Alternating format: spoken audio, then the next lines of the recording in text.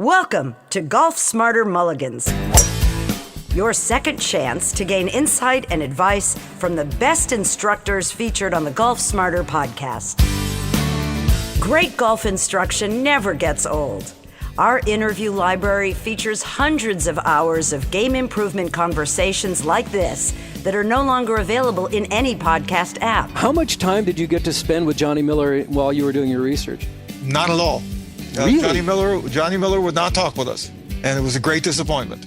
Wow.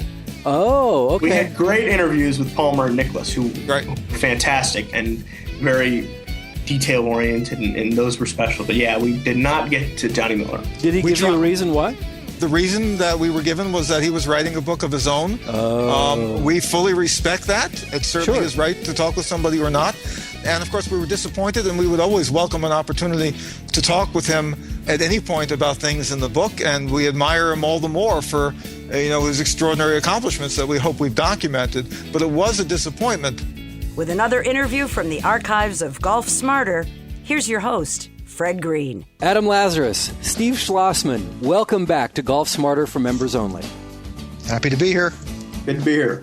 And in that little break, in our last episode of Golf Smarter, obviously you guys were setting up your book, Chasing Greatness, Johnny Miller, Arnold Palmer, and the Miracle at Oakmont, which, again, we urge everyone to get a copy of, whether they get the hardback, paperback, or Kindle version. It's all available on the Golfer's Mart at golfsmarter.com.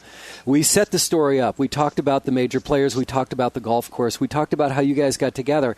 And now we're going to talk about the tournament itself and lead into the final day when, and this is not a spoiler alert because this is history, when Johnny Miller shot an amazing 63. And I'm hoping that, Steve, now that you've, in the last 5 minutes, you've gone to the store and bought yourself a microphone for your Skype phone call, that you can read some of the segment of this book to us. And I think that more than anything, by sharing this story with, it's going to make it, make the audience, I know myself, that you're going to want to read this book. You're going to definitely want to get more out of it because it's such an amazing story, especially as we lead up to this year's U.S. Open. And if you've downloaded this after this year's U.S. Open, wasn't it great?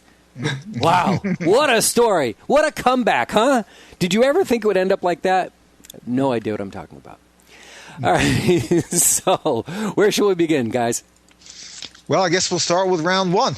Oakmont in 1973 had this kind of massive reputation to live up to. And there had been debates over the years as to whether Oakmont was played harder when it was really wet and played longer and the rough was impossible to get out of, or whether it was really hard and fast and firm and the greens were as fast as they could be. Everybody knew that Oakmont's greens were the fastest in the United States. But if they tried to make them really, really fast, they could disqualify about 80% of the guys who played from even having a chance. And Nicklaus was the guy who said, I'd like them as hard as tabletops. Then there'd only be a few people who can compete with me. But they're always trying to kind of develop some kind of a compromise. And as they went into the Open at Oakmont, there'd been a lot of rain, but there'd been a lot of hot weather. And as day one opened, the course was dry. The greens were hard. The greens were fast. The rough was thick. And the end result, after the first day of play, was that the average score was 76.8, which was a full half stroke higher than the average score in the 1962 U.S. Open. So in 1973, as the Open began, Oakmont was actually playing harder than it had played in 1962, and it was just as dry, just as fast, and the guys were having fits. And then with all this high scoring, some kind of a voice from the past comes back. Gary Player, one of the big three from the early 1960s. Gary Player, who had just suffered through 2 surgeries a few months earlier, one for cancer. Back playing 15 pounds less than he normally was, and he was fit and thin to begin with, saying how badly he was going to do. He couldn't handle Oakmont. Well, he goes out and he shoots a 67, which ties the course record at Oakmont that Ben Hogan had set in 1953. Nobody in 1962 had shot 67. So Gary Player comes up and shoots 67. Nobody else breaks 70. And so you have this remarkable first day where the Oakmont record has been tied at the same time, for a low score has been tied at the same time that the course scoring average is higher than it had been in the previous U.S. Open. Adam, any comments on that you'd like to make on the first round? Yeah, the first round, Player was the story from that day because he hadn't barely practiced at all, and he hadn't played in a long time. I don't think he'd played in the tournament since the previous year because of his surgeries. I think it had been since, or maybe he'd played in one, but it had been since November since he had played a full tournament, I think. And so he was, by the end of the day, he was a big figure. And since it was Palmer at Palmer's quote-unquote home course, he was another big figure. But you came away from that first day, if you were watching that, in today's time, and you were watching SportsCenter, you still came away thinking about Nicklaus, because Nicklaus had sort of a so-so round. He was hovering around par the whole day, and he's still Nicklaus. He had won 4 tournaments coming into the Open that year. He didn't win the Masters, so he wasn't chasing the Grand Slam like he was the year before. But Nicklaus he plays a sort of so-so through the first 16 holes, and he comes to the 17th, which, if you know Oakmont, is this long uphill dogleg left. Correct me when I get wrong on the details here, Steve. Well, it's a short par 4 rather than a long par 4. Yeah, the whole week, the week leading up, people had asked if he was going to try to drive it, because they had lengthened it they had built a new tee because Nicklaus had been able to drive the green in 62. So a couple of years later, when they were preparing to have the Open back in 73, they spent a lot of money. The members at Oakmont spent a lot of money to make it too hard for anybody to drive. And someone said, I think it may have been the caddy master or someone, the pro at Oakmont, had said that you'd been crazy to try to drive it this year. And Nicklaus says that he just decides to try to drive it. And he goes and he drives it. He makes an eagle. He makes his putt, drives the green, makes his eagle putt, and goes into the end of the round. I think he parred 18 with huge momentum to record what was par 71, which is huge on the first day at Oakmont. 71 is a great score. So go ahead. I was just going to say that as much as he struggled almost the whole round, we've seen guys like Tiger Woods do this. As much as he was struggling the whole round, he comes out and he eagles the 17th, which no one even tries to eagle. And it's just vintage Nicklaus, and you go into day 2 and you think, oh, well, these other guys have had nice moments, but Nicklaus driving that green, if he can do that the rest of the day, he has a huge advantage over the rest of the field, and he's right in contention. I guess he's probably tied for 4th or 5th just because no one else had shot, besides Player's 67, only a couple people had shot 70, so his 71 puts him right in the thick of things. And as much as anyone else, Nicklaus is the story, not surprisingly, at the end of day 1. Yeah, he's the story, and the thing about the end of the first day was that it was the cream really rising to the top. When you have an average score of 76.8, but right at the top of the leaderboard, you have Gary Player at 67, then Palmer, Nicklaus, Weiskopf, Trevino, all shooting 70, 71. Everybody who's a name in those years is right up there at the top of the leaderboard. And Raymond Floyd, too. Raymond Floyd, absolutely shooting 70. Trevino shot a 72, and we'll get to Trevino's story at length, but that was his first of 3 70s. So all the big-time names were right there on top. And what did Palmer shoot that day? And where 71. He shot a 71, so he was like top 4 or 5 at that point. Yep. Yeah, 5th, I think, tied for 5th. Okay. Right. Yeah, so except for Player, you have maybe a dozen guys at 70, 71, 72, but including all the top players of the time, and that includes Weiskopf, who was on a streak of tremendous proportion. He'd won 3 of the last 4 tournaments he'd played in, and had finished second to Nicklaus in the 4th of those. Yeah, he hadn't been over par in over a month. Right, he hadn't been over par in over a month, and he was playing with this extraordinary momentum and sense of seriousness because he had the sense of trying to redeem himself for his dad. His dad had died a few months earlier. He always had profound guilt feelings of really never having tried hard enough, he felt, to realize his full potential while his dad was alive. His dad had always tried to tell him, you could be as good as anybody if you really put the effort into it. And Weisskopf was really putting the effort into it in those few months after his father died, and was on this extraordinary streak that he would actually sustain for the rest of the year. Weisskopf won the British Open in the summer of '73. So Weisskopf was among this cast of stellar characters, including Nicholas Palmer, and also including Johnny Miller, who wasn't playing that well, tee to green, but was putting fantastically well, and I believe shot 71 or so. Adam, I'm not sure if I'm right about that. Yeah, I think he shot 71 in the front end.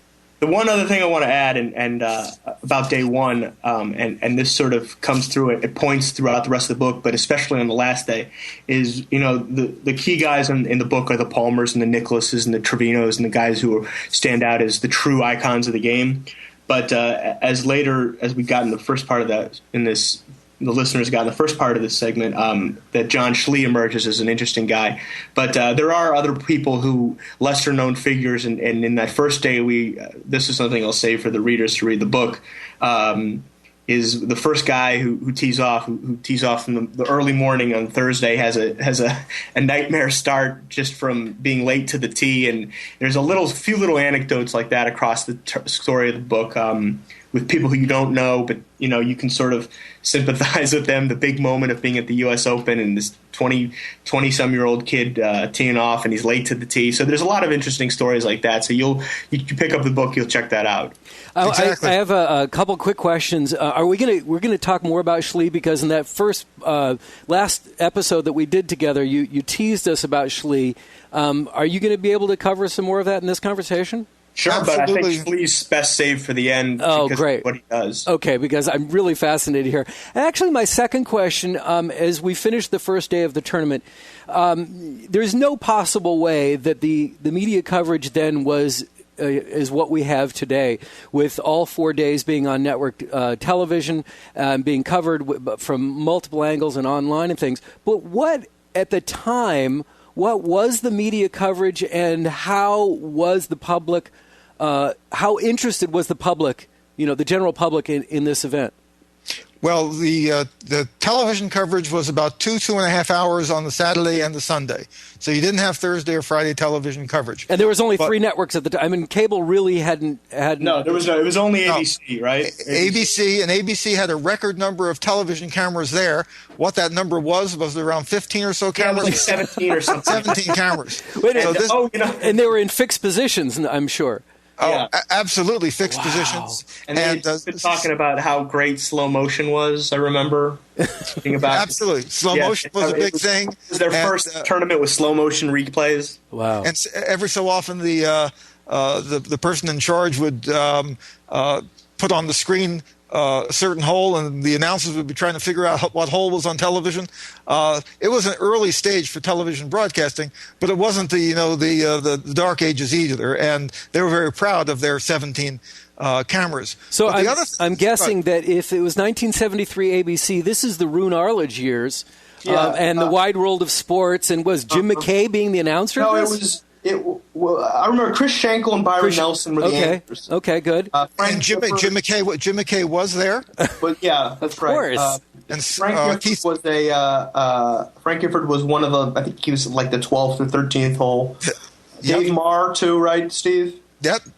Dave Marr Sr., right? Right. So you wouldn't have 2 guys sitting in a booth watching all monitors at once. You had specific guys with different cameras announcing various parts, so they didn't even get to talk to each other. Chris Schenkel and Nelson were the guys. I think they probably just had someone in their ear telling what was going on. I can't be sure.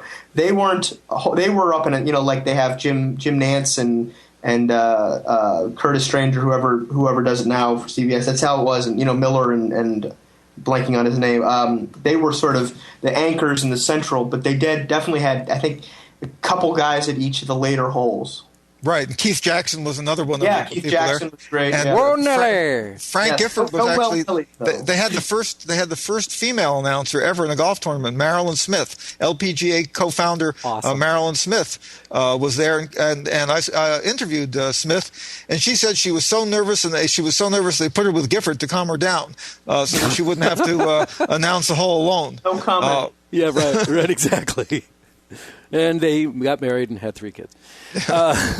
Okay, I mean, to me, that always amazes me and intrigues me is the media end of it, and how much it's grown and where it's gone to. But boy, Roone Arledge really was a trailblazer. Yeah, that was right at the time when Monday Night Football was coming out, too, so early 70s. Yeah, but let me, since you raised it in terms of media, though, and just fast forwarding to the final round, Johnny Miller came from very far behind. They didn't have cameras in those days on most of the front 9 holes. The cameras didn't pick up Johnny Miller at all until he was on the 10th green. Wow. So there's limited TV coverage of them. But the other side of the story here that we should at least tell you is that, this was a golden era for print journalism.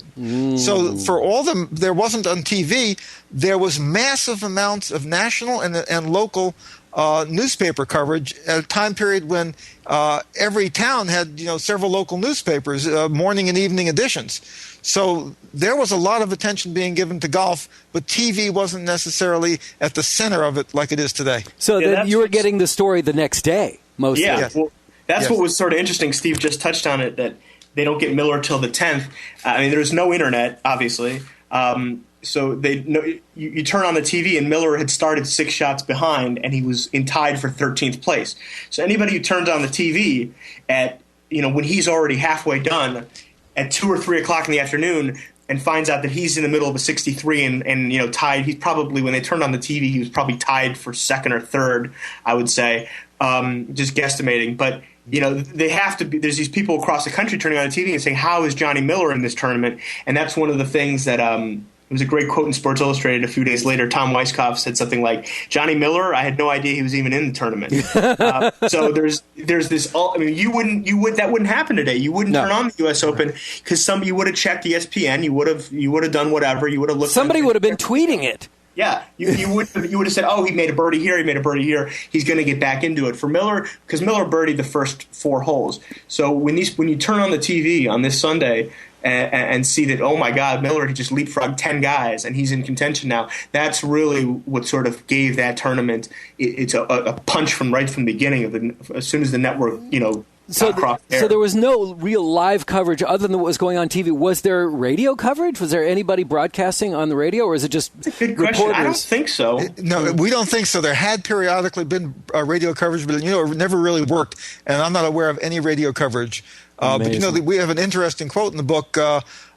Johnny Miller's parents just turned on the TV just to see what was going on when it came on at 3:30 Eastern time, and they were shocked.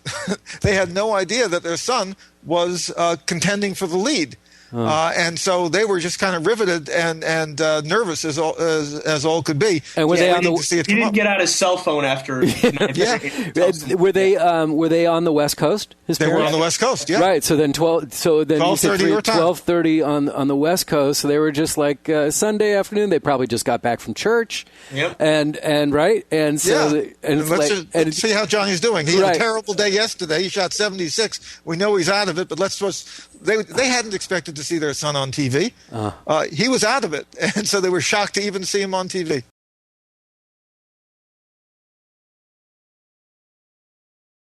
Now I'm getting fired up. Day 2. Let's turn the page. Go ahead, Steve. Well, day 2 is a very different day. And we can't go into all the great detail, but I'll give you 2 basic facts that we portray in some depth. The first is that there is record low scoring at Oakmont.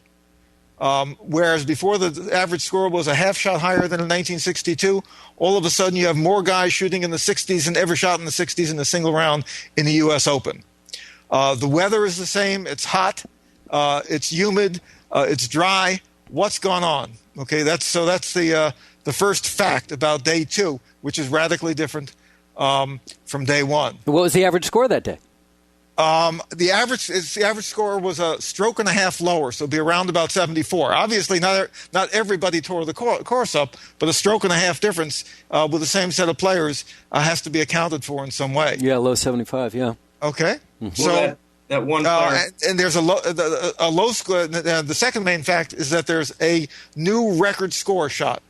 Gene Borak, an unknown club professional from New York, shoots 65, breaks the Hogan record of 67 that player had tied in the first round, and shoots 65. How can an unknown shoot 65 at Oakmont? Well, that's the big story. What's wrong with Oakmont on day two? And we were able to interview this unknown, Gene Borak, before he died. In fact, we did 6 hours of interviews with him, and we have all the details of how he shot the 65 that day. But those are the raw facts. The issue was for us, how are we going to explain this? Okay, is this something that's really historically significant? Is there any rational explanation? Adam, do you want to talk about that a little? Well, I would say don't forget about Borak and his high school golfing buddy was John Voight, which is interesting. Which makes for a strange little pairing. I mean, you feel like anytime you watch these majors, there's always some kind of guy from nowhere who shoots a great round. But the thing with Borak was who he was amongst these others, and he had bailed himself out on a lot of these shots. And Stephen, I think you're better equipped to discuss the larger course ramifications. But sure, it wasn't just Borak. I remember, Bob Charles had a rough first day, and he comes out and has a fantastic second day too. The great left-handed golfer.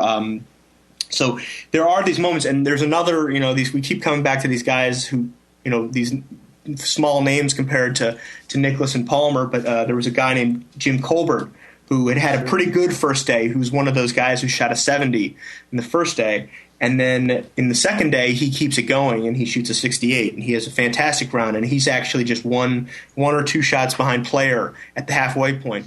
So I think that's just part of the magic of major championships is that you have this odd mixture of the truly, like Steve said about the first round, the cream of the crop rising, but also these guys who just somehow manage to put together a few great shots to play a few good rounds in a row and put themselves into contention. So it's really a great mixture of the tournament showing, the big boys and these guys who are nipping at their heels a little bit. So that was something that, when you look at the first day, you say one of the chapters we have the first day is the big three reborn, because player, Palmer, and Nicklaus are the sort of the heroes of that first day. But that second day, there's a lot of guys who sort of make their noise and make a mark. And one of them is Gene Borak, who nobody knew was just a club pro. He wasn't a regular tour player. And then you also have this Jim Colbert, who was a good player. I don't want to knock him. He was a good player, but he's When you have player Palmer, Nicklaus, and you got Weisskopf being a giant at that time, and you have this guy Jim Colbert, who not many people knew, and fewer know today, to be right in contention with a 70 and a 68 is a pretty remarkable feat. So Steve will sort of address those larger issues of the course. Yeah. But when you look at the second day, it's also a historic testimony on why it's really dumb to get involved in a pool or betting when it comes to golf. Yes. That's true enough, and what Adam was saying is all true. But let me go for kind of the more direct explanation for the low scoring. Sure. It turns out that there had been rumors at the time that many people denied, saying it was an urban legend. Others claimed was true, but happened another time. The long and the short of it is that that the best explanation for all of the low scoring in round two was that, totally unplanned, there was a mishap with the sprinkler system on the night before, that is Thursday night into Friday morning. And that because they were concerned that with the hot weather and the greens being super fast anyway, they might lose the greens, they decided to order a 5-minute watering. Well, they're not quite sure what happened, and a lot of explanations or denials went on. One explanation that lightning had struck the one explanation that lightning had struck the sprinkler system. But anyway, the sprinklers, rather than running for 5 minutes, ran for about 5 hours. All night. Okay? And the people in charge of the tournament for the USGA didn't know about it until they went out to start placing the pins at around 4 in the morning. and the ground was squishing under their feet, and the greens were all a mess. They were all wet. Anyway, this story was one that we were able to investigate and kind of get to the people who were there and get them to really kind of open up as to what really happened that day. And ultimately, the sprinklers made the greens so soft and slowed the greens for much of the day on Friday that the players going out there were all of a sudden able to pick up real quickly, hey, Oakmont is playing differently. We can start hitting for the pins a bit more. And that's what many of them did. Now, not all of them had the talent to do so. Not all of them could keep the ball in the fairway. Normally, Oakmont's fairways are tight and the rough is unbelievable. But if you were hitting it straight and you had a shot at the green, all of a sudden you could play at the pin in a way you would never dare try to do on the firm, fast, slanted greens of Oakmont. So we were able to kind of, without revealing too much of it right now, get at the truth of really what happened to make it possible for a scoring record of the U.S. Open to be set on that second day, and perhaps to account for Gene Borek's 65, but more generally to account for the greatest number of rounds in the 60s ever shot in the U.S. Open to that point, and at Oakmont of all places. So we detail this sprinkler controversy in some depth, and Gary Player still ends up at the end of the top of the leaderboard after day 2. But the real story is why all these low scores. Yeah, I want to add something about the sprinkler element, and this is something that we talked about in the earlier episode about memory being a little bit difficult when you're interviewing and talking to people about things that happened 40 years later, and why the newspaper the next morning can be a better source for it. Some people over years have sort of conflated that sprinkler story with why Miller shot a 63 on Sunday. And there's been conjecture about when the sprinkler. Someone we talked to remembered it earlier, and someone remembered it later. And years later, when the people talk about the Miller 63, some people do talk about the sprinklers having gone off that morning, which they didn't. They went off 2 mornings earlier. And I remember we did an interview with someone who said that they thought that Miller was playing with winter rules that round, and that's how he shot a 63. So there's a lot of sort of mystique and sort of mystery about that tournament, and the sprinkler element is one of them. And it's just sort of an interesting how these legends sort of grow, these tall tales, and the sprinkler element was certainly one of them. I guess there's conspiracy theorists wherever you go. Yes. Well, I guess when you shoot a 63 at Oakmont, that tends to happen. Right. So anyway, that's the story of round 2 for us. It's a fascinating moment, and one of the most challenging for us to reconstruct, to get beyond the myths and try to figure out what really happened. Amazing. I'm sitting here listening. I'm ready for day 3. I guess we can start on day 3. The thing that I would say about day 3 is there's a whole the sprinkler issue was certainly something that contributed to day 2, but it couldn't have been the next day. It rained a little bit, and there was some wet weather, and the receptive greens continued, and there's some more somewhat surprising scores, and one of them comes from this young guy Jerry Hurd, who was really considered one of the early, one of those young lions is what they called him, one of those guys in their mid-20s who had all the tools, who was expected to be the next Nicklaus or Palmer or whatever. And he has a great 66, which leads the first day. He's paired with this guy, John Schlee, who's a total sort of tour journeyman, and he shoots a 67. So you've got these 2 guys who aren't Nicklaus and Palmer shooting the 2 lowest rounds. So they steal some of the majesty of the third day with great rounds. And I think there's a quote somewhere in there from Hurd after the round, which he shoots a 66, because the greens were so wet still from the rain that morning. It was like throwing darts onto the greens that they just landed. So that sort of continued through the next day. But once again, the thing that stood out to me the most of the third day is that Palmer rises to the top, and he had sort of churned his way through the first 2 rounds with a set with pairs of 71s. Par is great at Oakmont. It's not like you're playing a regular tour stop where you do 6-7 under par. So Palmer shooting back-to-back even pars is a big deal. But he goes out on the third day and has a great 68, and it's really the best round he says he's ever shot at Oakmont. It puts him right into a tie for the lead going into the final round. Nicklaus, by no small coincidence, has a really tough 74, and he talks about how he just couldn't get it going at all. So you have Palmer and these young guys, and then you also have another figure from the past who, we talked about Player having a great first day. This Julius Burroughs, who most people, most golf fans know, but isn't part of that sort of elite group of golf heroes, Palmer, Nicklaus, and everybody. He's 53. He's 53 years old. He's 10 years older than Palmer. Wow. He's actually remains the oldest major champion ever. He won the PGA in '68. Is the oldest major. When Watson almost won the British Open and Couples was competing at the Masters 2 years ago. That was the record they were chasing. Was Burroughs' 48 years old winning the PGA. But Burroughs shoots a 68 too, and he was known for just being smooth and easy and just being great with his approach shots. And so his 68 marks this, puts everybody at it, creates a four-way tie at 210, which is 3 under par. So you go into the final round, and Steve, you can backtrack on what you want to say about the third round, but you go into the final round with 4 guys tied at the top, and that's a sort of a log jam, and there's several right behind them. So the third day sort of stands out to me as everybody making a push for it, and almost everybody getting there. So you have this strange mixture of old and young with Jerry Hurd, who's 26, and Julius Burroughs is 53, and Palmer's 43, and John Schlee's 33. So you have these 4 generations of guys, which makes, one of the things about the Open being so special is you have such a conglomerate of people. And that was what stood out to me in the third day, and something that was sort of made the fourth day even better. Can I interject something for just a moment? Sure. You talk about the mixture of generations and the different skill sets and whatnot.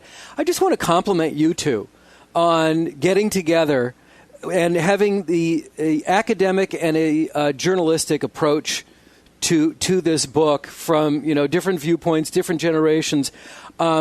I'm finding this so interesting, so fascinating, and I appreciate this story so much. Thank you. I just wanted to say that. You're welcome. Thank you. Thank you for the compliment.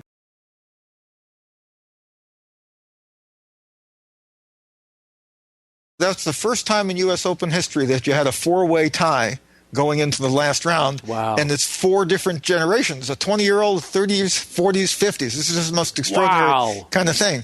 But the other parts of that third day that I would want to mention, third day is usually talked about as moving day on a golf course. People move up, people move down. Right. Well, we already talked about one of the people who moved, in a sense, down, Johnny Miller, who shot this 76 that day.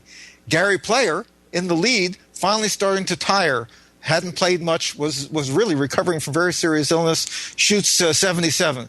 So both of these guys seemingly shoot themselves out of any chance to win at a time when other guys, Hurd, Burroughs, Palmer, Schlee, are shooting in the mid 60s and surging to the front. So it's a real lot of movement up and movement down. But let me, on something that Adam said earlier too, on the issue of wetness, yes, there was some rain. Some significant rain actually early Saturday morning.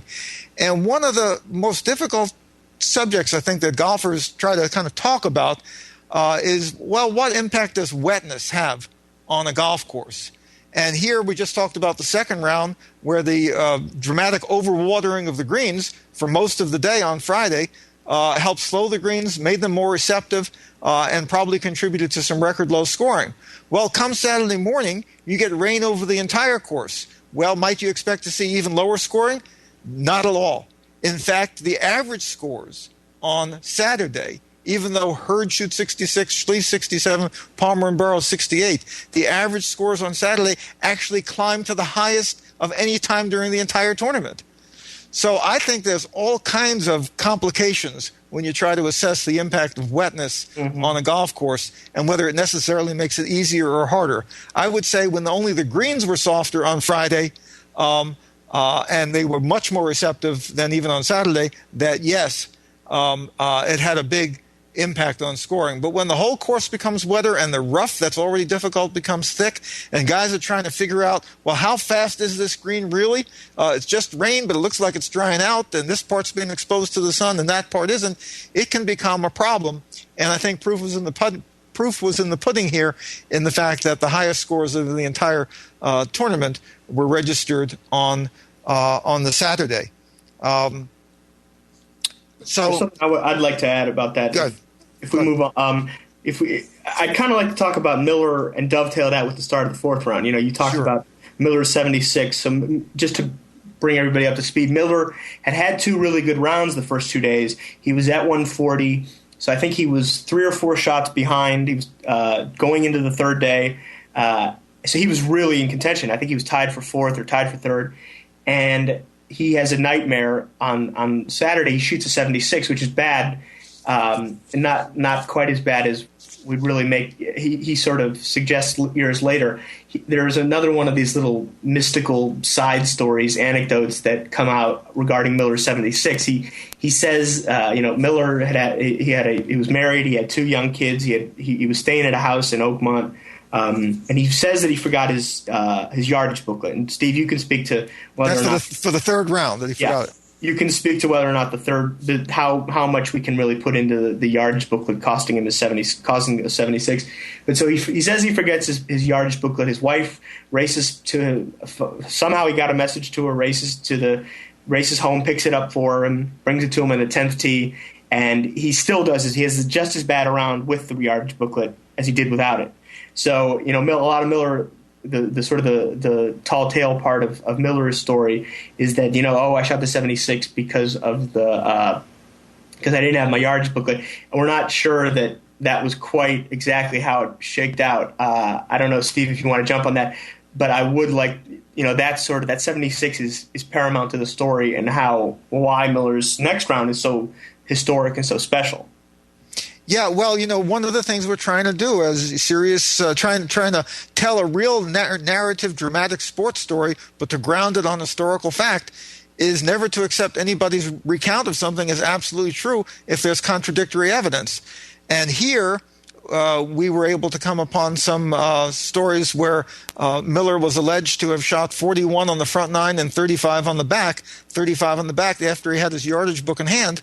And then all I did was go down to the basement of Oakmont Country Club and look at the scorecards that they had posted there, and said, no, he didn't shoot 41-35. He actually shot 38-38. And then we probed further and it's found one below on the back 9. So pars one less on the back 9. Yeah. So he actually shot worse. 3 over par on the back 9 versus 2 over par on the front. So the explanations of why he may have shot 76 on the front 9 having something to do with the yardage book, if so, it's a little hard to figure out why it would work out that with the yardage book in hand, he actually shot worse on the back 9 than he did on the front 9.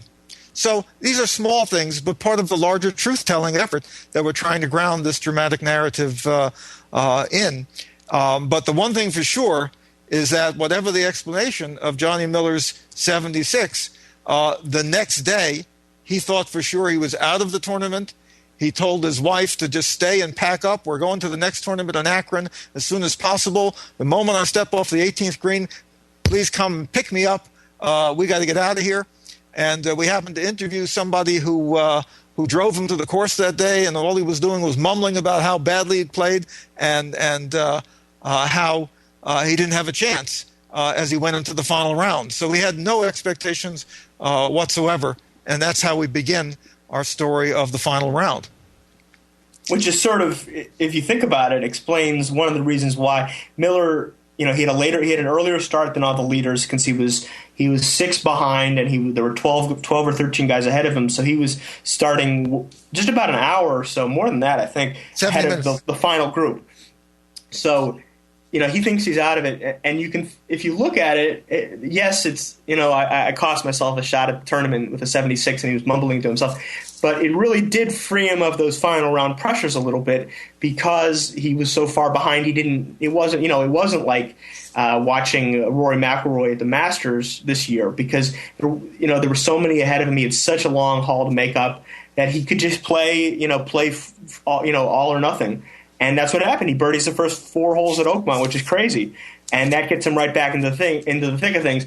And just as a side note, some people have sort of disparaged Miller's round of 63 as not being the greatest for that reason, because he was so far behind. He didn't have to play with that final round pressure. That may have been true for the first couple of holes, but as soon as he birdies the first 4 holes, he's right atop the leaderboard. I think he's 2 or 3 shots back, and he was in contention. So any thought that he played that whole round like if he was the first guy off the tee and he was done while he was in the clubhouse while the other guys were at the first tee is nonsense. So he had plenty of pressure on the back 9 and knew he was in contention throughout that back 9 and really throughout the end of the front 9. So while there wasn't pressure at the moment he got onto the tee at the first tee, by the an hour into it he was feeling that U.S. Open final round being in contention pressure. Yeah, let's set the scene a little bit here. You're going into the last round. You've got a 4-way tie for the lead. Okay, so that's unusual to begin with. Then you've got Nicklaus, Trevino, Weiskopf, Bob Charles, a whole bunch of major championship winners right behind them. Everybody's attention is focused on these guys who are teeing off toward the end because there are so many great players among them, in addition to the young lion, Jerry Hurd, in addition to John Schlee. It's mainly top-of-the-rank players, and you're figuring they're going to fight it out amongst themselves, with Palmer right in the mix and that, being very motivated. Miller is tied for 13th with 3 other guys. He's teeing off around 70 minutes ahead of everybody else. And the way Oakmont works, after you play the first hole, the Pennsylvania Turnpike kind of bifurcates the course, and you go off onto the other side of the course for the next 7 holes. And a lot of fans never kind of cross the bridge and just stay on the home side kind of. Well, Miller birdies the first hole, hits a great drive. It's very wet. Ball doesn't go too far on the fairway. He has to hit a full 3-iron in, which he stops 5 feet from the hole, makes a birdie putt. Then he crosses over the turnpike, puts a 9-iron to 1 foot away on the second hole. Then he plays a very difficult third hole, known to, if you ever see pictures of Oakmont, you'll see the big bunkers on the left called the church pews. Plays the church pew hole and sinks his only long putt of the round, a 25-footer. Then he birdies the next hole, a par 5, by almost sinking an eagle sand shot. Well, he's played 4 holes. Palmer, Nicklaus, Weiskopf, all those guys they're on the practice putting green. Okay, they don't have any clue as to what's going on the course, and there are no fans out there with Miller. They've crossed to the other side of the course. Miller's doing this all alone. It can't be more than a half dozen people out there watching this magic taking place. But Miller has been very candid about this because, as Adam was saying, Miller figured it out. I've just birdied 4 holes. I was 6 behind. That means those guys had not even teeing up. I'm 2 behind. And then he starts saying, then I began to get a bit nervous. And though maybe he didn't really choke them, he says he kind of choked a bit with his putts on numbers 5 and 6, which he had in really good position to birdie. And then come on number 7, he hits a great iron shot into 7 feet. And all of a sudden he says, now the pressure really got to me. And I was just shaking. And he didn't come close to the hole on the 7th, so he missed a birdie opportunity then. Then he plays the very difficult par 3 8th, hits the ball on the green. It's the flattest, easiest putting surface. It's the only easy putting surface in those days, at least, on the golf course. And he 3 putts. So he says, now I'm choking again. So Miller is, in fact, feeling lots of pressure. And as Adam said, anybody who thinks that Miller was just playing off on his own way, didn't have any pressure, could shoot what he wanted, just doesn't have a real sense of where Miller was in the tournament and where he knew he was and what he was feeling playing these difficult holes at Oakmont. So as you said, he crosses, after that 8, he crosses back over the turnpike right in front of the clubhouse to play the 9th, correct? Yeah, exactly right. So by the time he gets there, and he did just drop a stroke. By the time he crosses back, everybody sees his score. They had standard bearers back then. Everybody sees that he's 3 under, right. But he's right back in it. I guess if he was 3 under, he was only 2 or 3 shots. The other guys had started by then. But and then he birdied number 9. Yeah, he birdies the par 5 9th, which everybody seemed to birdie, which is now par 4 at Oakmont. If you're familiar with the course. I do want to, and we just got into Miller, who's the star of everything and the ultimate hero of the story, but I feel terrible that we've completely neglected Lee Trevino through this. That's what happens when you have a laundry list of stars who are at the top playing so well.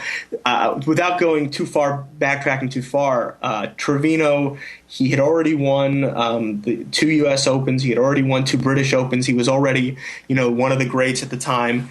And he comes into Oakmont in '73. He's having a lot of personal problems. Not too terribly dissimilar from what's going on with Tiger these days, about his personal life being problematic, and he had been through a lot. And if you know the story of Trevino, we do a lot of background work with him and biography about him. He's really an interesting character, and it's too bad we can't talk about him. But if you pick up the book, you'll read a lot about him. He had struggled a little bit that year with some injuries. And his personal life was kind of a mess. And he comes to Oakmont, which is just such a hard course, and he plays, Steve, I think you could back me up on this, maybe the most consistent 4 rounds of tournament championship golf anyone's ever played at Oakmont. From tee to green. Tee to green. His putting was a real problem. He that's what he kept talking about. His putting kept him from winning the championship. But he plays just spectacularly. He ends up shooting 370s and a 72, which is incredible for Oakmont. But he's so consistent from tee to green and off the tee and staying out of trouble that he plays himself. He doesn't have that 65 or that 63 or that 68 even, but he plays himself through those first 3 rounds right into contention, and he's 2 strokes back heading into the final day. Yeah, and go ahead. And he he gets off to another one of those starts like he does, just making drives straight on the fairways and greens. And he struggles with his putter, and he didn't know Oakmont. He was one of the few guys in the mix who hadn't played Oakmont before. Nicklaus had played it before, and Palmer had certainly played it before. He had no real understanding of the greens, as he said, and he's was coming up short. He was always lipping out or coming up an inch short because he couldn't figure out the speed. And the greens at Oakmont kept him from winning that tournament. I think it's fair to say. The way he played. Tee to green is exceptional, and we may never see anything like that again at a course like Oakmont, but he still struggled with the putter, yet he's still in contention on the back 9. He makes a birdie at 2, which actually pulls him right either 1 stroke or even with all the leaders. So he goes through the back 9 and early into the front he goes through the front 9 and early into the back 9 right there, 1 or 2 behind. And if you can just get the sense that he's just sitting there. If I can make 1 putt, I'm going to win this tournament. And I can't remember. I think it was Herbert Warren Wind, who's one of the great golf historians, in one of his books, says something like he saw Trevino make a birdie putt at 2, and he wondered if that was going to spark Trevino to the title, because all he had to do was start making putts, and you know what that's like for a major championship. So we left Trevino out through those first 3 days, but you can't leave him out once you get to the middle of the 4th day. So I guess that may segue you into Weiskopf if you want to handle him, Steve, because he's just as important as anyone else on that final day.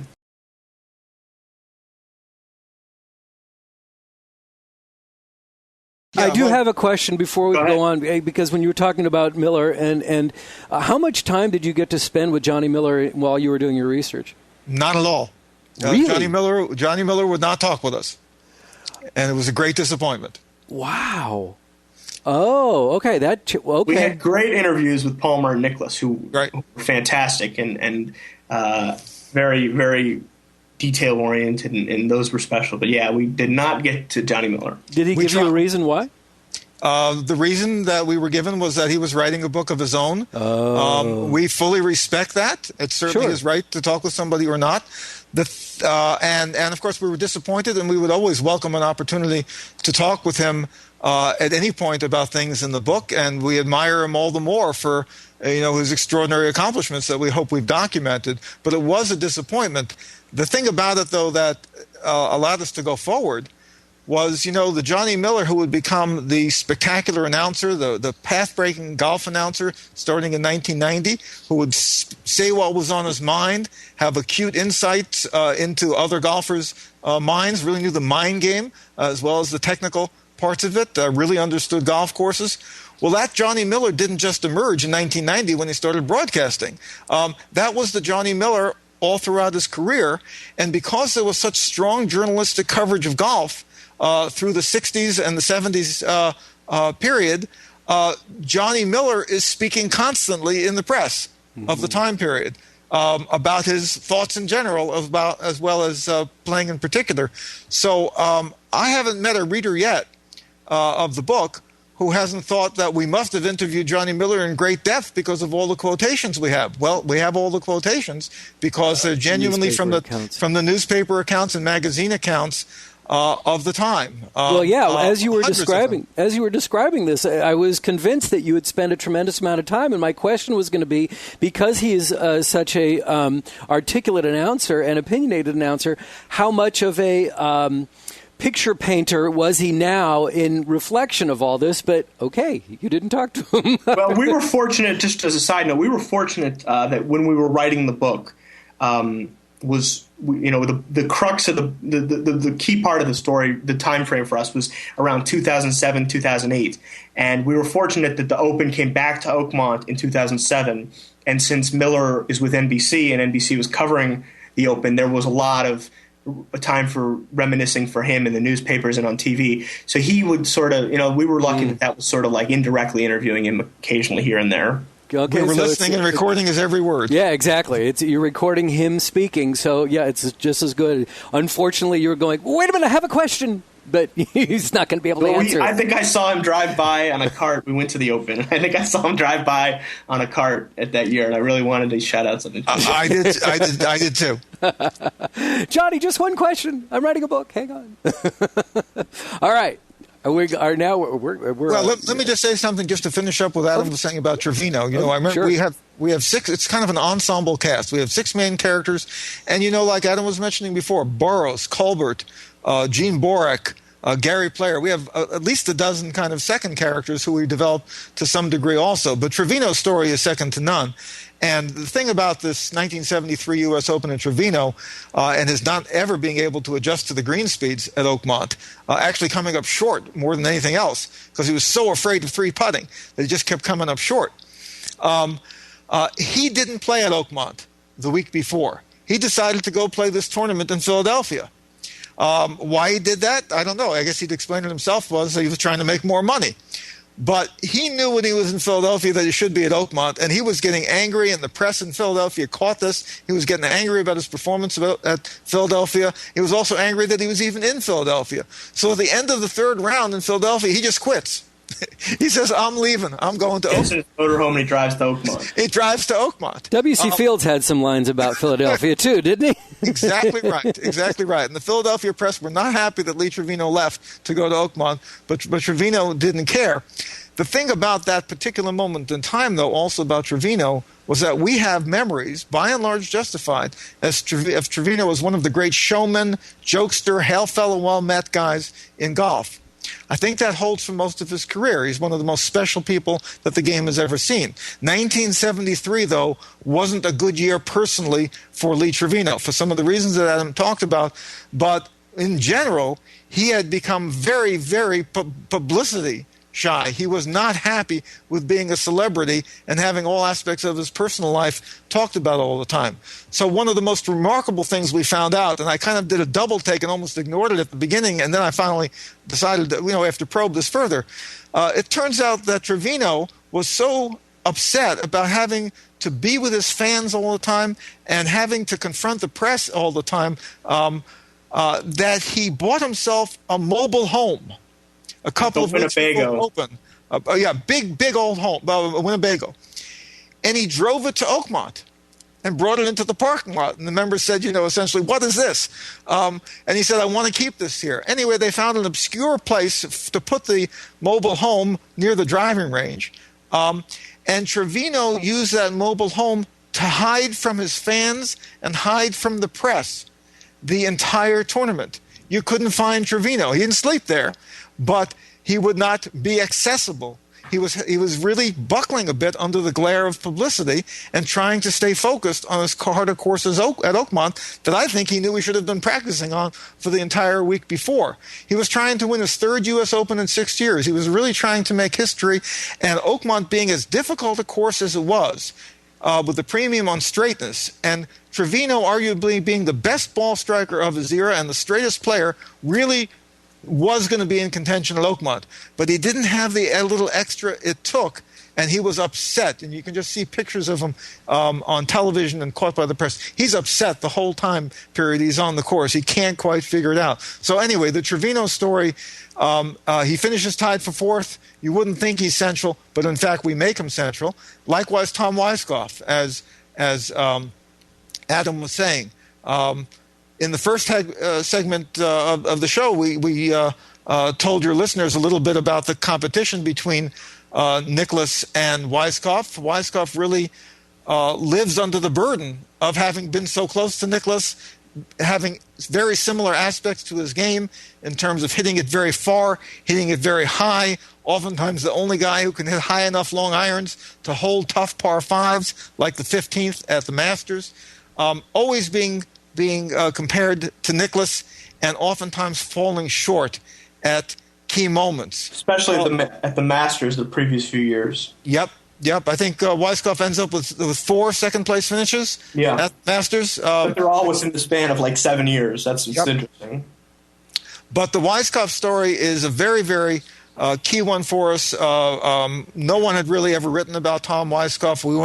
We went to his grandfather's home in Beaver Falls, Pennsylvania, to the libraries of Massillon, Ohio, to the libraries of Cleveland, Ohio, even to his old high school library, to unearth all kinds of interesting things, not only about Tom Weiskopf, but about his parents, both of whom were golfing champions in their day. So there's a lot of personal dimension to Weiskopf that enhances the value of the kind of the story we tell, where to just kind of go fast forward on it. Weiskopf is in the tournament to the end. He's continuing to play great, and he just misses a birdie putt on number 17 that would have put him really in contention to try to kind of win at the end. But the man never stopped trying. His father's recent death was on his mind.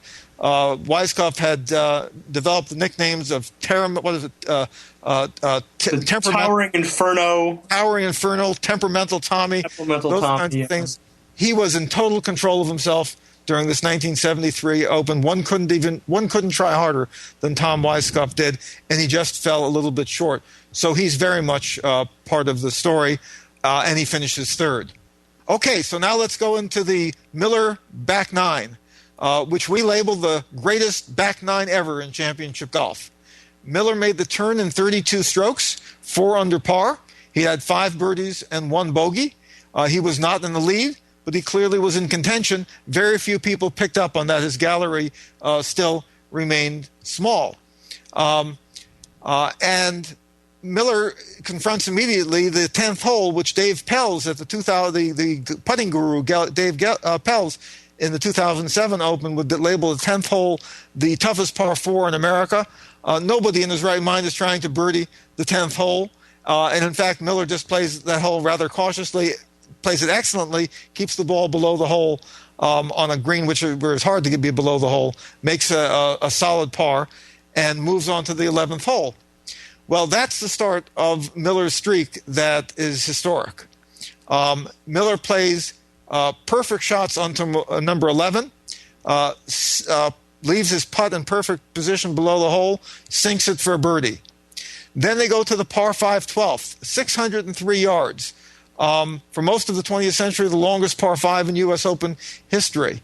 Hits his only off-line drive, goes into the rough with it. Very fortunately, gets a good enough lie to go in there with a 7-iron, chop it out, and leave himself about 185 yards or so from the green. Hits a spectacular 4-iron into a rock-hard green that was becoming more rock-hard all day, stops the ball beautifully, sinks the putt, again from below the hole, for yet another birdie. And now he's 6 under par for the day. 4 under in the front, 2 under in the back, 6 under for the day. Comes to the par 3 13th, pulls out his 4-iron again. Hits it at the stick. Frank Gifford, Marilyn Smith announcing it, go wild over the shot as it comes into the green. Lands about 4 or 5 feet below the hole. Again, uphill putt, no break to the putt, another birdie. He's 7 under for the day. Miller's going wild. people are starting to hear about it, and he's starting to approach the clubhouse. People are starting to leave the clubhouse to try to find Johnny Miller to watch him play. Comes to the short par 4 14th, one of the true birdie holes at Oakmont. Hits a great second shot into the green, leaves himself a very makeable 12-footer. He leaves it short. He can't believe he leaves it short. He's really upset. Tries to putt again. Anyway, walks off the green. Comes to the 15th hole, one of the great hole, kind of the signature hole at Oakmont at that time period. It's not a birdie hole. Miller smashes a tee shot, gets out to the fairway. The wind's blowing up a bit. Argues with his caddy a bit about what the proper shot is, what the proper club is. Miller goes to the 4-iron yet again and tries a very daring high fade shot into a right-hand pin, puts it 10 feet away, again leaving himself an uphill putt, sinks it, and all of a sudden he is now 8 under for the day. He's got 3 more holes to go. There's a gallery starting to accumulate. It's growing by the second. And so the next thing is, well, will Miller be able to add to his lead? Will he extend the lead? We can tell the story real quickly. He pars the 16th hole after putting his tee shot in the safe left-hand portion of the green, makes 2 great putts. And then on the 17th, the short par 4 that Jack Nicklaus, as Adam said earlier, had driven in the first round and tried to drive every day.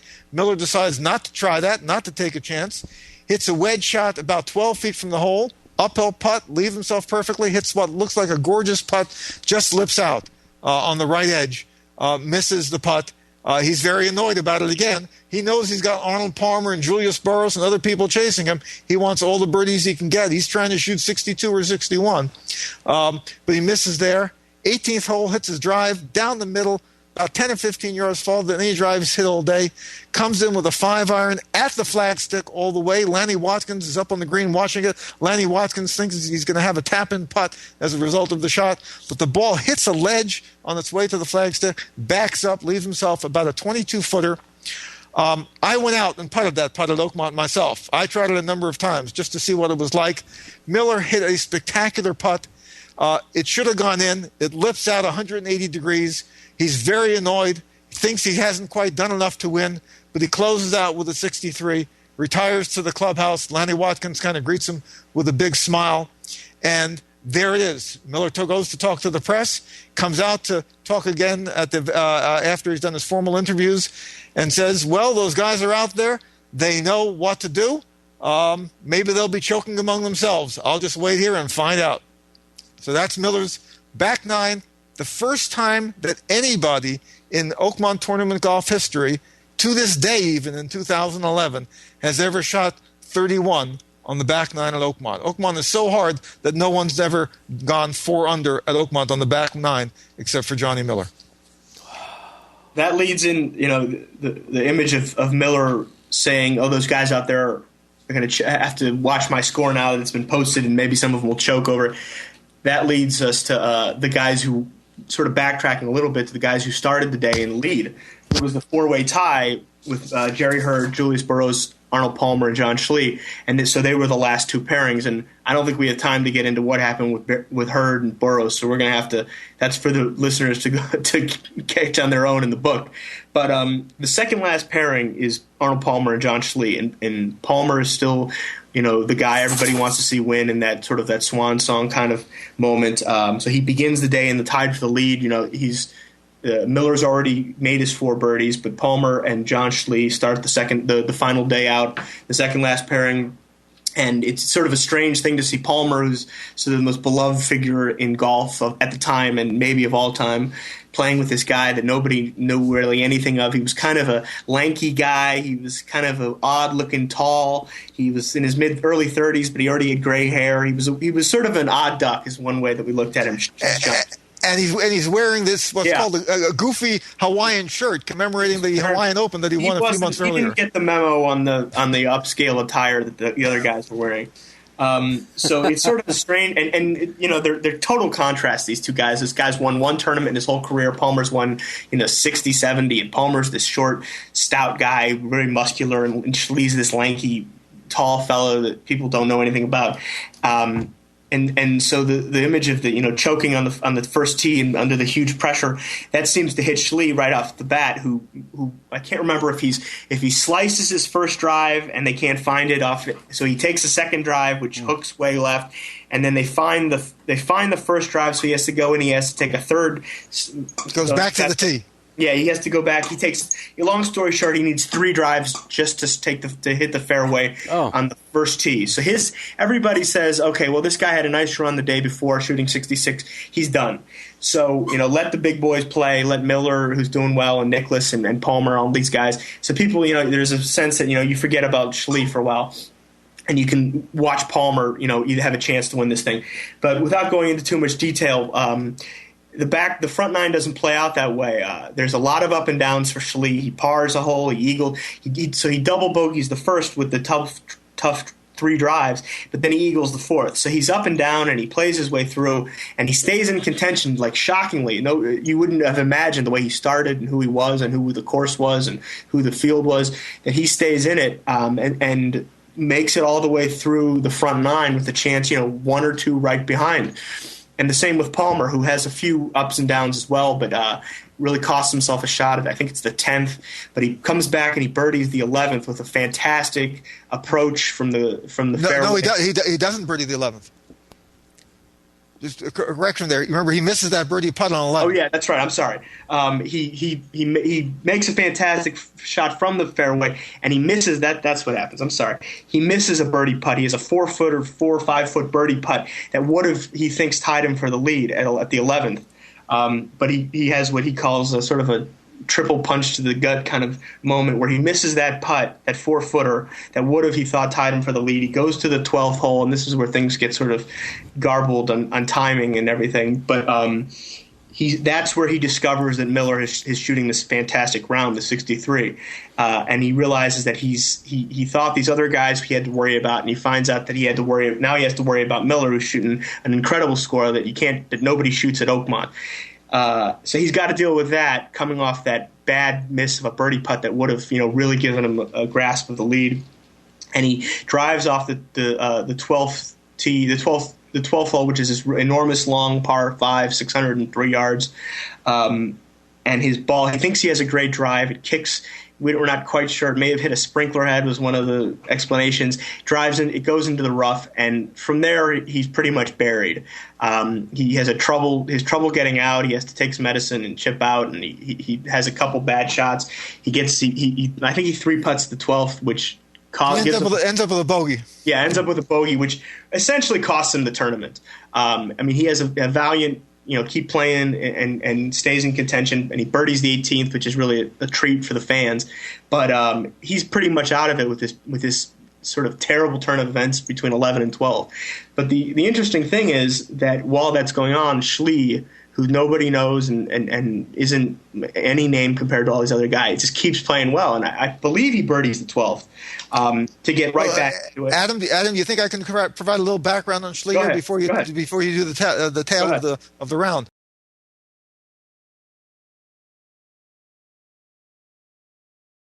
As we told your listeners in the first segment, they're going to find Schlee a very interesting character. We don't introduce him fully until chapter 10 of the book, but he is going to be as captivating as anybody coming down the stretch.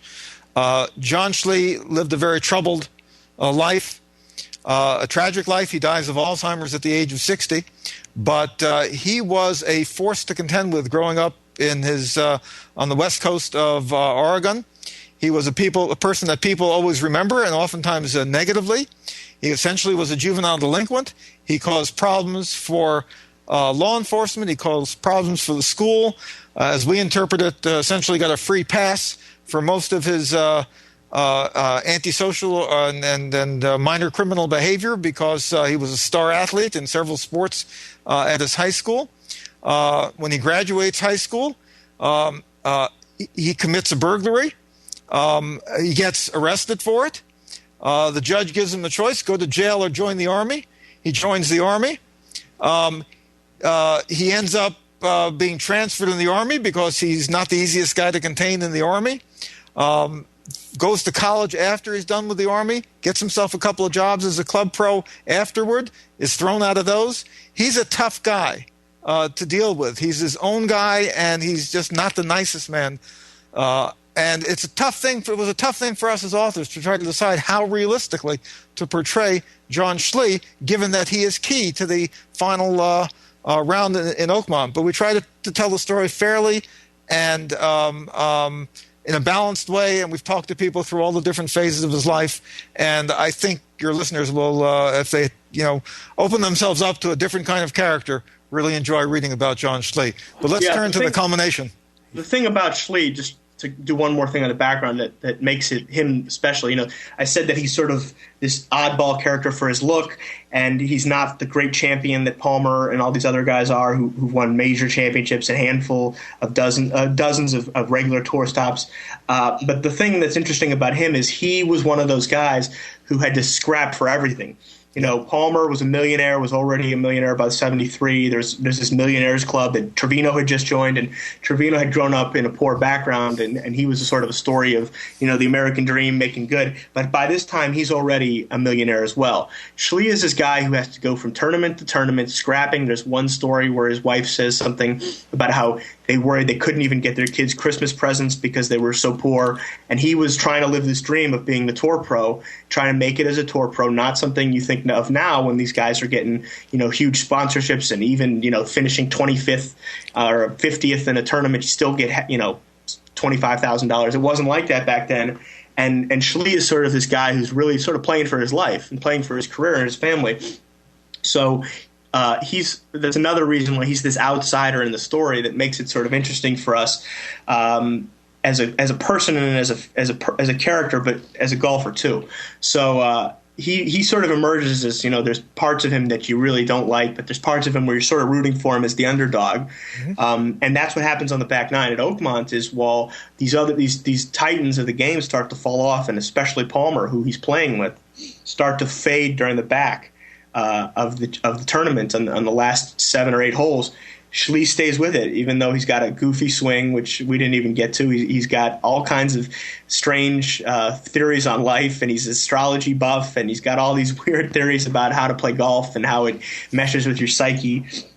And he prided himself as being a Ben Hogan disciple, which is of some dubious stature. But he's the guy who keeps through, and he birdies the 12th, I believe, and he plays the 13th and 14th and 15th. I think he pars, but he comes to the 16th, which is a really tough par 3, and he manages to birdie it, which pulls him 1 stroke behind Miller. So he's got 2 holes to make up 1 stroke, and this is really the climax of the tournament. You've got Miller, who's already in the clubhouse with his 63, and you've got Schlee, who nobody expected. You got these 2 guys who really, at the beginning of the day, nobody really expected. But you've got Schlee with 2 holes to make up 1 stroke, and the 17th, that short par 3, that par 4 that Nicklaus could drive. What happens? He doesn't try to drive. Lips. Oh, he lips the putt. He does everything to make the birdie, but doesn't quite make it. Yeah. So he has. I think it was a pretty lengthy putt, but he just came up short, if I remember correct. Absolutely. So Schlee comes to the 72nd hole. He needs to make a birdie to tie Miller, and Steve, the 18th better than anybody, so I'll let you take it from there. I just want to throw this in as this is so good. Is that when the movie is made about your book? Yep. And knock on wood. Huh? Knock on wood. Well, you know what? It sounds like Schlee is the perfect central character. Yeah, he's really. I mean, when you come to what movies are looking for, and where's the story revolve around, he's the character. He's that anti-hero hero. Exactly. He's the perfect character for the movie. Jack Nicholson. Yeah, that's true. He really is. I mean, as great as Palmer. Oh my gosh. Palmer and Trevino are fantastic. I love their story. But the Schlee is so original and so unique at time. That He's the unique character that the screenwriters are always looking for. How do you make this into a compelling story, not just, like, wow, this event happened. Well, you're in California. Go take care of that for us. All right, well, wait a minute. Well, guys, we're out of time, so we really can't finish. No, I'm not going to do that to you, but we'll talk about that later. All right, go. Let's wrap this one up because we are so deep into this one. But it's take 18. You take 18. 18th is one of the great finishing holes in golf. It is downhill then uphill. You can't. It's a blind shot into the green. It's got one of the most difficult greens I've ever seen. If anybody of your listeners ever gets to see Oakmont, they won't quite believe 18th green until they can actually see it in person. You can't see it on television. At any rate, John Schlee hits a terrific drive. And exactly what happened to him in the fairway, we don't know. He had all kinds of strange stories later about what he was thinking. He almost fell asleep. Arnold had to wake him up. All this kind of junk that apparently preceded his shot. But he didn't hit it quite right. He hit it a little thin. Hits the green. The greens have turned hard by then. It scampers over to the back of the green, 40 feet behind the hole, into the rough. But it turns out the ball is sitting up on the top of the rough. And Schlee always liked to chip around the greens with low irons. So he pulls out a 4-iron. And he's got, I've made this shot several times myself. I'd say the ball's going to break 5 times between him and the cup. But he figures it out. He takes this 4-iron, hits it low. And the thing about it is you watch it in retrospect, it looks like it's going in the hole. The crowd thinks it's going in the hole. And only at the last second does it turn away and miss by 2 or 3 inches.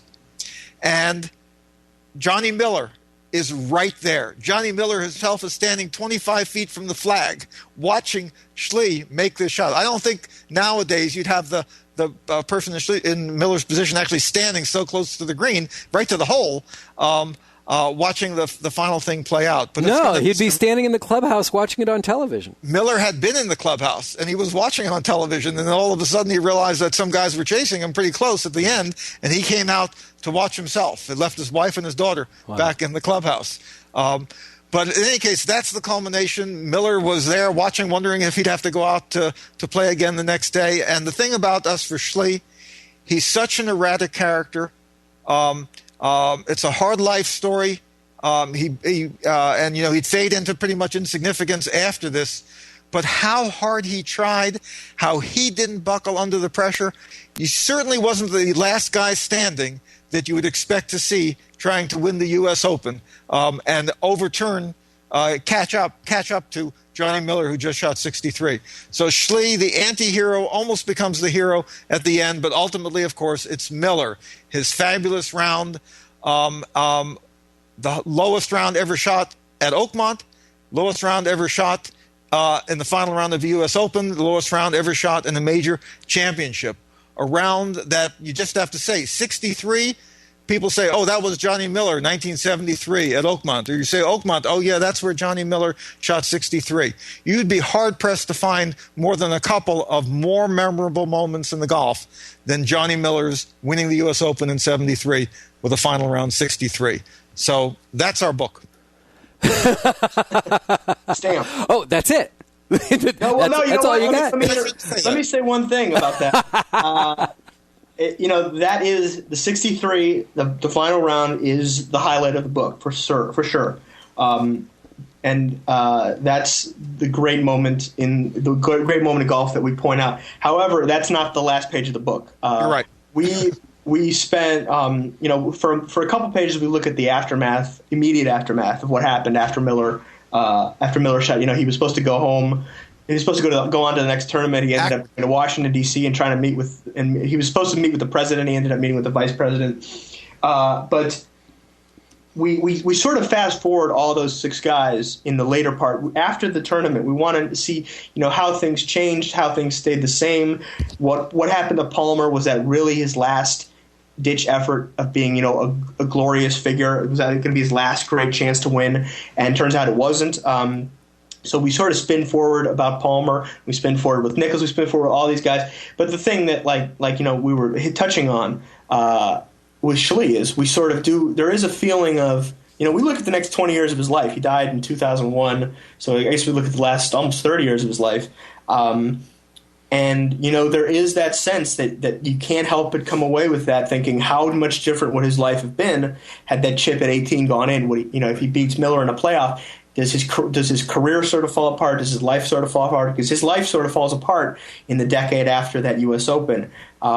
So, there's the sort of the agony and the ecstasy of these moments for these guys, especially Schlee. So the last, I don't know, I'd have to go back and look. It's around the last 100 pages or so is sort of what happened after Oakmont. And did Trevino get his life together afterwards? Did he stay, did he continue to be a great player? What did Palmer do? How did Weiskopf turn, did he fold after, he had a great run at winning his first and only major? Did he keep that momentum going? And it turns out he did, because he wins the next major at the British Open. So, as much as the story of the 63 and the story of that tournament Oakmont is important, it's sort of what impact that had later for the history of golf, for these figures, and how, as much as anything, how that 63 holds up over time, which is something right. Steve sort of addresses. I'll hand the credit over for that to Steve in the sort of there's an appendix that sort of takes a larger contextual look at the 63 itself. Wow. Well, what we do, this as Adam was describing, and I think here it's fair to say that we had Mark Frost's ending to his book, The Greatest Game Ever Played, the kind of aftermath section, and we decided to do our own aftermath section in this last 80 to 100 pages about all these guys kind of over the next 20 years. And so we really put a lot of time into that, and we hope the readers like that fast forward. But we also do, for those buffs who really get into the number crunching aspects of golf, we actually provide a couple of statistical analyses that I think your listeners would find interesting to look at about the overall scoring and just how great was Johnny Miller's 63 compared to any other round.